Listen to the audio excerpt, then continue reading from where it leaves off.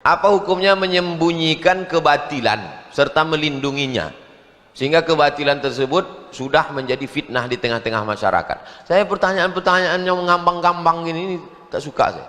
Saya suka tuh to the point, langsung aja. Saya kan jawab gitu kan, selalu saya jawab tuh langsung. Seorang tukang melarikan duit masjid sampai saat ini belum selesai. Apakah hutang tersebut menjadi tanggung jawab pengurus? Apakah hutang itu dipertanggungjawabkan di dunia dan di akhirat?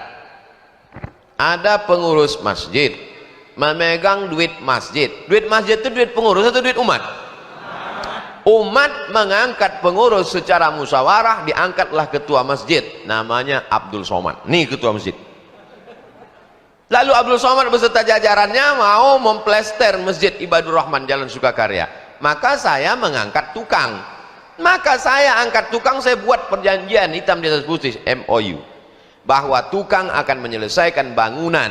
Bangunannya ini, duit yang disetor sekian, akan selesai dalam sekian hari. Kalau tidak, maka kau tukang, ku penjara, kan kau ke dalam penjara. Mesti jelas MOU-nya. Maka ketika tidak terwujud, siapa bertanggung jawab? Jelas, penjara kanlah bersama kalau tak selesai bangunan. Oleh sebab itu maka wa amruhum syura bainahum. Orang beriman itu bermusyawarah dalam memutuskan suatu perkara.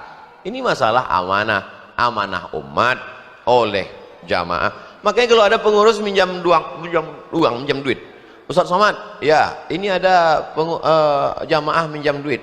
Itu bukan duit kita, saya bilang. Duit masjid itu duit umat. Saya diangkat jadi ketua masjid, maka kuasa saya. Kalau sampai duit itu hilang, saya lah bertanggung jawab di hadapan Allah, daripada saya bertanggung jawab di padang mahsyar, mempertanggungjawabkan amal lagi, mempertanggungjawabkan mata, telinga, tangan, kaki, hati, pikiran lagi, mempertanggungjawabkan dia pula lagi. Banyak betul lah tanggung jawab kita ini. Oleh sebab itu hati-hati tentang masalah amanah ini. Beras sama makanan lainnya diberi sama Pak Ustadz.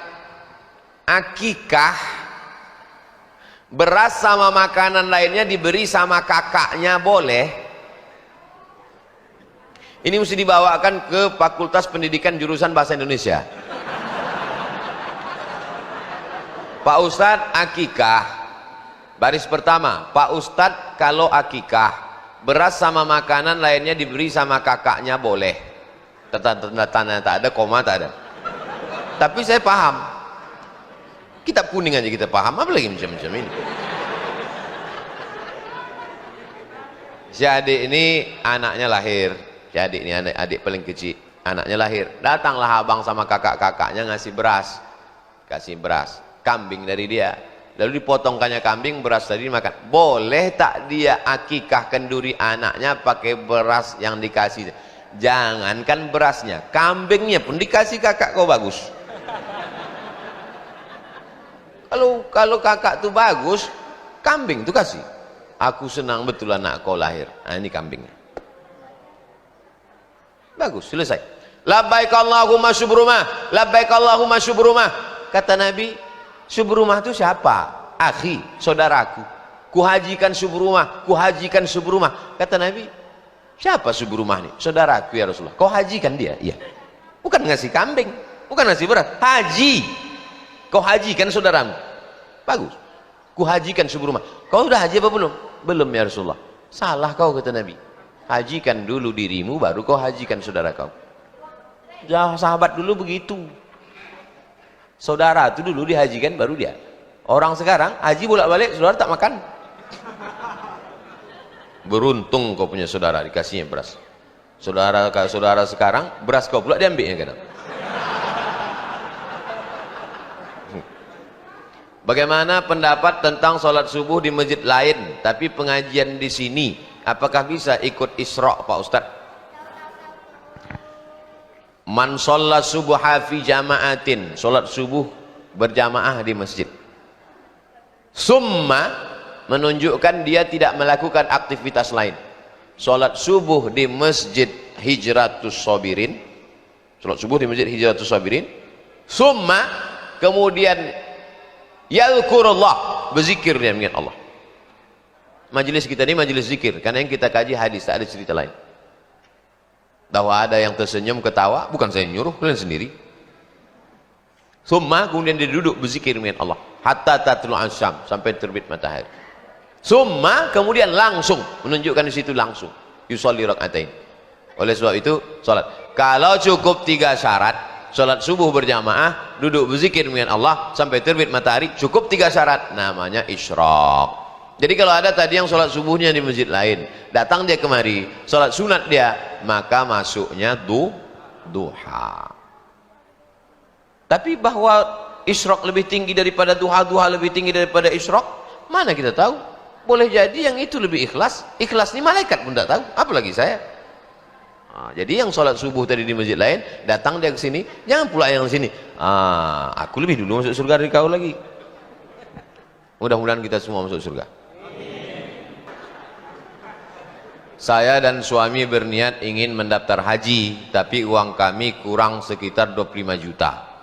Sudah kami coba pinjam ke abang dan ke kakak agar bisa cukup, tapi belum bisa. Apa bisa kami ikut talangan haji yang dibuat oleh bank? Datanglah kita ke bank konvensional. Assalamualaikum, selamat pagi katanya. Mana mau dia waalaikumsalam? Selamat pagi gitu dia. Saya ini mau beli mobil. Dikasihnya kita duit. Kalau kita pinjam duit, bayar duit berlebih. Pinjam 100 juta, bayar 120, riba nang. Disitulah letak ribanya. Duit sama duit berlebih, riba. Masuk kita ke bank syariah. Assalamualaikum bank syariah. Waalaikumsalam bapak.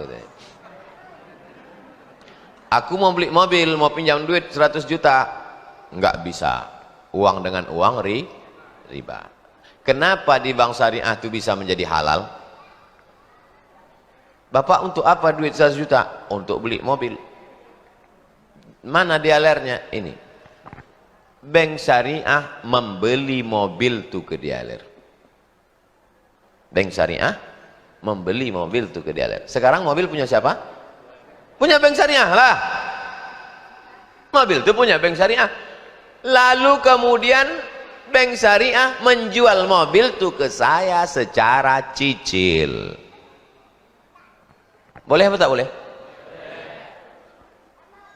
Akadnya adalah jual beli. Itulah yang disebut dengan murabahah.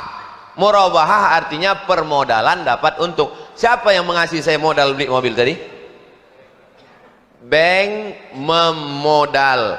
Bank membeli mobil, maka sebetulnya bank dapat untung dari akad tijaroh. Tijaroh itu dagang, menggale bank itu jual beli dia. Jelas? Nah, sekarang kalau mau berangkat haji, akad apa yang mau dipakai? Hah? Kalau tadi kan jelas, mobil itu dibeli. Sekarang mobil itu punya bank. Lalu saya membeli mobil. Kalau mau berangkat haji, akad apa yang mau dipakai? Kalau duit sama duit bertambah maka riba. Menabung aja. Tapi Pak Ustadz, kalau menabung ini kapan berangkatnya? Nabung cukup, setor, bayar, berangkat. Tak berangkat pahalanya udah dapat. Sebetulnya kita ini mau haji atau mau foto-foto, biar supaya orang tahu kita sudah haji. Berapa banyak orang tak haji dapat pahala haji, berapa banyak orang haji berkali-kali tak haji.